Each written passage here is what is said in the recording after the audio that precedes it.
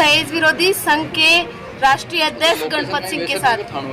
आइए जानते हैं उनसे इस कार्यक्रम के बारे में। धन्यवाद। मैं आपको इस चैनल को मैं मेरे दहेज विरोधी क्षेत्र संघ की तरफ से मैं आपको हार्दिक धन्यवाद देना चाहता हूँ कि आपने हमारे के बोलने का मौका दिया है। आप आपने जानकारी ली है। ये बना लिया जाओ तो सही। ये भारत की जो संस्था बनी हुई है, इसमें हमारे राजस्थान के अलावा जितने भी हैं स्टेट हैं, कम से कम 8-10 स्टेट हमारे साथ जुड़ चुके हैं। अभी जैसे हमने एक दिन भवानी निकेतन प्रोग्राम किया, उसके बाद 3 दिवसीय हमने इसी जगह हमने दहेज विरोधी के तहत महिला क्या बोलते हैं सगाई समारोह और परिचय सम्मेलन रखा था। और फिर हमने 2 बार मध्य प्रदेश बड़नगर और मंदसौर रखा है। और इतनी मतलब जागृति आ रही है आज की तारीख में समाज में कि आज इसी को उत्साह को देखते हुए हमने पुनः आज जो आप जिस सवाल को पूछ रहे हैं, तो आज हम फिर यहाँ 6, 7, 8 जनवरी को 2023 को हमने इसी जगह महल रजवाड़ा रिसोर्ट में जयपुर में ये सगाई समारोह आयोजन। क्या सफलताएं मिली है? ये सफलताएं तो जैसे आपको बता रहा हूँ, कोई जब हमने इसको हमारे संस्था को मोदी ने इसकी स्थापना करी थी, उसी टाइम एक दहेज विरोधी नाम लिख के सुनते ही लोग हमारे खिलाफ में मजाक बनाते थे या विरोध करते थे। बोला काहे कि विरोध कर रहे हो कि क्योंकि एक दहेज विरोधी है, ये हर आदमी आज के मतलब मांगने लग गया है। और इतने नदियाँ चल रही है मांगने वालों की, हम नदियों के विपरीत धारण चल रहे हैं कि ये चीज़ें आप बंद करिए।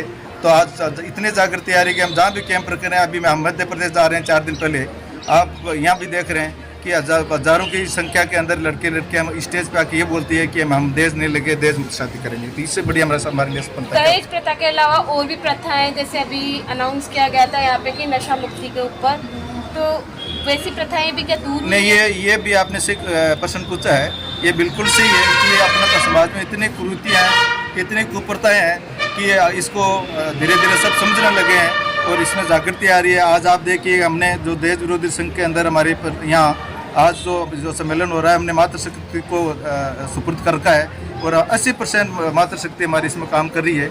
ये कुरीतियाँ मिटाने का काम, क्योंकि माताएं बहनों का काम है, ये मातृशक्ति इसको आगे होकर के कर रहे हैं। तो बिल्कुल हमारा नशा मुक्ति है, मृत्यु बोझ है। हम चाहते हैं कि ज़्यादा से ज़्यादा लड़कियों को आप शिक्षित करो। अगर आप लड़कियों को शिक्षित करोगे तो अच्छी पोस्ट पर जाएगी, नौकरी करेगी, तो अपना आप देश कम हो जाएगा। हमारे राजस्थान की दीपिका राठौड़, आप उनके बारे में कुछ बताइए। ये दीपिका राठौड़ के पिता है। दीपिका राठौड़ ये भारत की प्रथम महिला है जिसने 2 विश्व रिकॉर्ड बनाए हैं और 2 बार एवरेस्ट फतेह किया है, जिसको भी प्रधानमंत्री ने सम्मानित किया, राष्ट्रपति ने विशिष्ट मेडल दिया है। आपने पहले बता चुका हो मेरी बच्ची है। मैं इसलिए उदाहरण देना चाहता हूँ क्योंकि अगर कोई बच्ची कर्नल बन जाती है, कोई बच्ची RS में चली जाती है, कोई या अच्छी पोस्ट पे चली जाती है, तो उसको ऑटोमेटिक दहेज देने की कोई जरूरत नहीं पड़ती है। और यही वजह है कि मैंने आज से उस जमाने के अंदर मैंने उस बच्ची को पढ़ाया, इस मुकाम पर पहुँचाया, तो मुझे ज़्यादा दहेज देने की। आप समाज की और लड़कियों को क्या संदेश देना चाहते हैं कि क्या वो भी दीपिका जैसी बने? मैं तो हमेशा यही कहता हूँ क्योंकि मेरी बच्ची आज की तारीख में कर्नल है और मतलब आज मैं तो इतने साल पहले से उसको पढ़ा लिखा कर मिलिट्री में भेजा है, एवरेस्ट पे भेजा है। तो मैं तो हमेशा यही कह रहा हूँ कि भी लड़कियों को कोई भेद नहीं रखना है। जितना आप लड़कों के पढ़ाने की रुचि रखते हैं, उससे ज़्यादा आप लड़कियों की शिक्षा दो। अगर एक लड़की एक जगह शिक्षित होगी तो 2 परिवार सुधरते हैं, फिर खुद का और ससुराल का। इसलिए ज़्यादा से ज़्यादा लड़कियों को पढ़ाएं।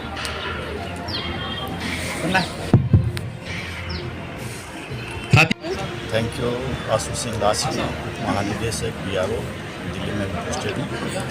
और अंग्रेजी में एक फेमस कोट है, वाक्यांश है,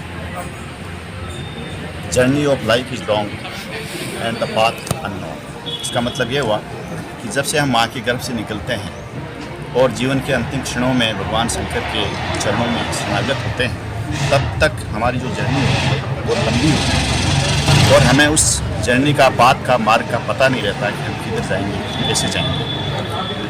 मैं इस चीज़ को, इस वाक्यांश को मैं गणपत सिंह जी का जो ये पुनीत कार्य है दहेज विरोधी संस्था, उससे मैं जोड़ रहा हूँ कि जर्नी ऑफ दिस संस्था is long but path is not.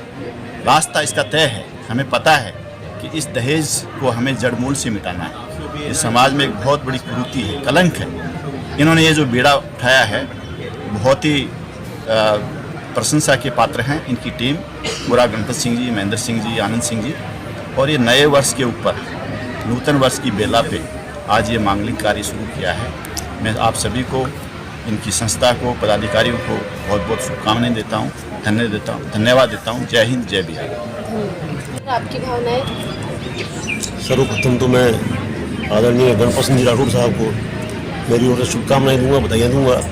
जो ये पुनीत कार्य करने जा रहे हैं, दहेज विरोधी क्षत्रिय महासंघ की ओर से इतना बड़ा आयोजन करके इन्होंने जयपुर में एक नया उदाहरण पेश किया है। मैं मेरी ओर से और मेरे खातीपुरा व्यापार मंच की ओर से इनको शुभकामनाएं और बधाई देता हूँ। मैं जो एक कन्या के लिए काम कर रहे हैं, जो इतना बड़ा पुनीत कार्य कर रहे हैं, मांगलिक काम कर रहे हैं, इसमें मैं समझता हूँ कि इनकी जो भागीदारी है, जो समय देना है, इनका जो टाइम का और आम राजपूत को जोड़ना, ये बहुत बड़ा एक उदाहरण है हमारे समाज में। तो मेरी ओर से बहुत बहुत शुभकामनाएं। क्या आपको भी लगता है कि कुरीतियाँ खत्म होगी, दहेज प्रथा बिल्कुल खत्म होगी? समाज सुधार की दिशा में जो हमारे बड़े बुजुर्ग गणपत सिंह साहब हैं और भी सब कर रहे हैं, आशु सिंह साहब बैठे हैं, ये लेफ्टिनेंट जनरल सेना में बैठे हैं, तो मैं समझता हूँ ऐसी हस्तियाँ अगर आएंगी आगे तो निश्चित रूप से समाज में सुधार आएगा। एक नई प्रेरणा मिलेगी सबको, नई पीढ़ी को प्रेरणा मिलेगी, जिससे कि आने वाली पीढ़ी में दहेज के प्रति लेना देना सब बंद हो जाएगा। तो बहुत पुनीत कार्य कर रहे हैं, मेरी ओर से बताइए शुक्रिया। बोलो स्टार्ट। नमस्कार, आपका राशन धरती न्यूज़ में स्वागत है। आप दहेज विरोधी संघ के कार्यकर्ता हैं। आप अच्छा हरिबला रुको से रुको, बाबू प्रधान पकड़ाने को बात आऊँ। आपका दहेज विरोधी संघ के बारे में? देखिए, दहेज विरोधी क्षत्रिय संघ की स्थापना समाज में जो कुरीतियाँ फैली हुई हैं, विशेषकर दहेज, उसको मिटाने के लिए किया गया है। आज से 4 साल पहले इसकी स्थापना हुई है और दहेज विरोधी क्षत्रिय संघ समाज से कुरीति की नहीं, कुरीतियाँ, कुविचार, कुसंस्कार मिटाने के लिए कृत संकल्प है। दहेज विरोधी क्षत्रिय संघ कोई एक संगठन नहीं है, एक विचारधारा है और विचारधारा का हम फैलाने का काम कर रहे हैं। जब संघ की स्थापना हुई, बहुत से लोगों को किसी भी तरह का कोई विश्वास नहीं था कि दहेज जैसी कुरीति भी मिट सकती है, लेकिन हम लोग प्रयासरत रहे। हमने नकारात्मक लोगों को साइड करते गए और जो सकारात्मक लोग थे, इस दहेज विरोधी विचारधारा वाले, मानसिकता वाले, उनको हमने संगठित किया। और आप जैसे जैसे में कब से जुड़े हुए हैं? देखिए, मैं स्थापना के दिन से ही संगठन से जुड़ा हुआ हूँ और इस समय मैं अपने आप को सेवादार मानता हूँ, सक्रिय कार्यकर्ता में लिखता हूँ। लेकिन संगठन ने मुझे एक पद दिया हुआ है कि संगठन महामंत्री, इसके अलावा प्रदेश प्रवक्ता।